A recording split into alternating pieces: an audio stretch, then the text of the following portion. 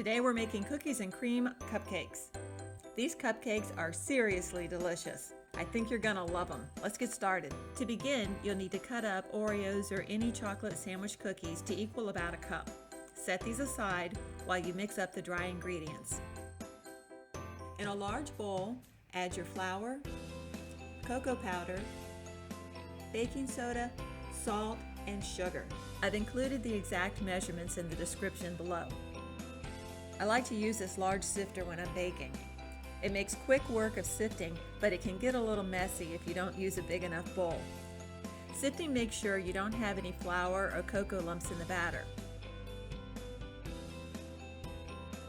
Next, mix your wet ingredients in a separate bowl. You'll need 1 cup of coffee. I like to use espresso powder mixed with 1 cup of hot water.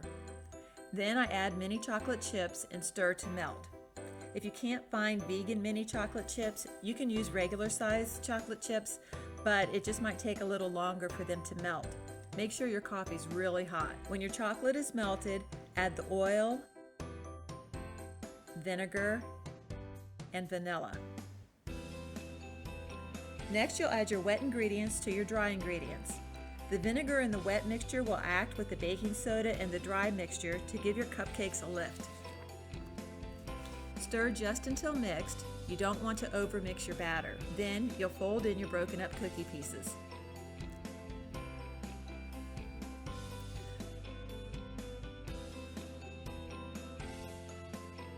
You'll want to bake your cupcakes right after you mix them. So make sure your oven is preheated to 325 degrees and your cupcake pans are ready. This recipe makes around 15 to 18 cupcakes. It just depends on the size of your cupcake pans and the liners. Fill your cupcake liners about half to 2/3 full. It's better to underfill them than to overfill them. You can always fill them with extra frosting and nobody ever complains about that.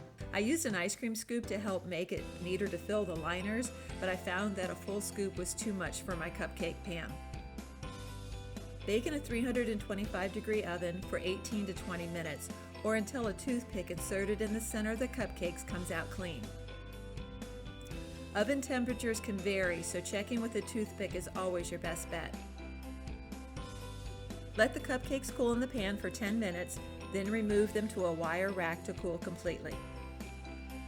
To make the frosting, you'll need to sift your confectioner's sugar.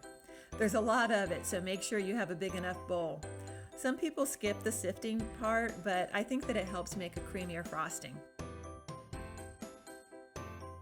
To make the cookies and cream frosting, you'll need to process the cookies in a food processor or blender. I found that removing the centers from the cookies first makes for a better frosting. We'll add the centers back in, don't worry, I know they're the best part. Process the cookies to make a fine powder. This is important because any cookie pieces can cause problems when you're piping the frosting. Now, if you don't want to mess with piping your frosting, you don't have to. You can just spread it with a spatula and skip all the fancy stuff. They'll taste just as delicious either way. I'll be using a stand mixer to make my frosting. If you don't have one, you can just use a hand mixer. We'll start by blending up the cookie centers with some vanilla extract and get them creamy. Then we'll add softened vegan butter and vegetable shortening. You can check to see if your butter is soft enough by pressing your finger into it. It should be easy to push your finger in and leave an impression. Now you can choose to use all butter or all shortening. I like to use a mixture of half butter and half shortening because I like the flavor of the butter, and I found that the shortening gives the frosting more structure. I'm using butter flavored Crisco here, but plain shortening works well too. Cream the butter and shortening until light and fluffy. This can take several minutes.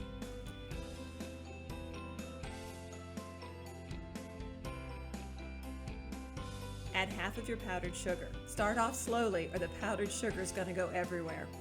Once it's mixed in, you can increase your speed.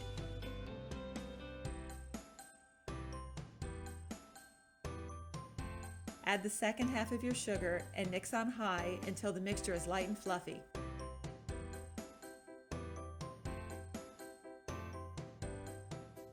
Add about a 1/4 cup plant-based milk next.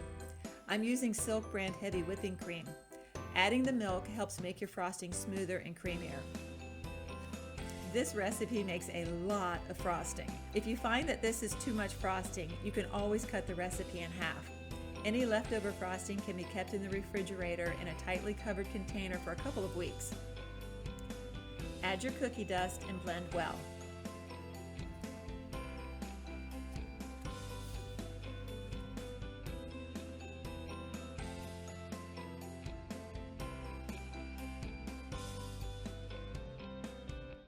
If you're going to pipe on your frosting, you'll need to get a large tip and a pastry bag. I'm using a Wilton 1M.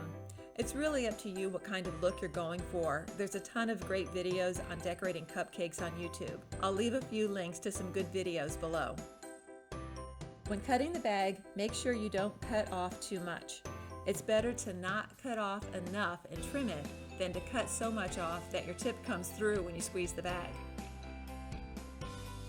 To fill the bag, I find using a tall cup or glass helps to get things started. Just fold the bag over the edge of the cup and fill it.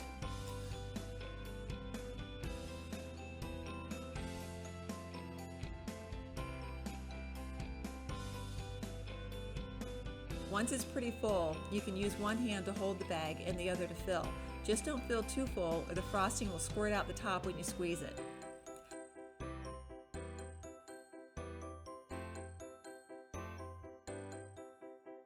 I like to twist the top and fold it over as I hold the bag to help keep the frosting inside. Now just swirl your frosting over the top of your cupcakes. Use as much as you like. I really like to pile it on.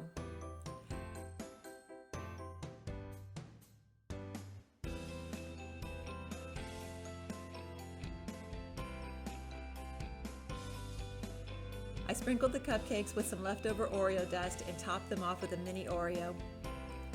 Now my son is the ultimate cookies and cream lover, and he said that these cupcakes were amazing. He's not one to hand out praise easily, so I'm pretty confident that they're pretty great.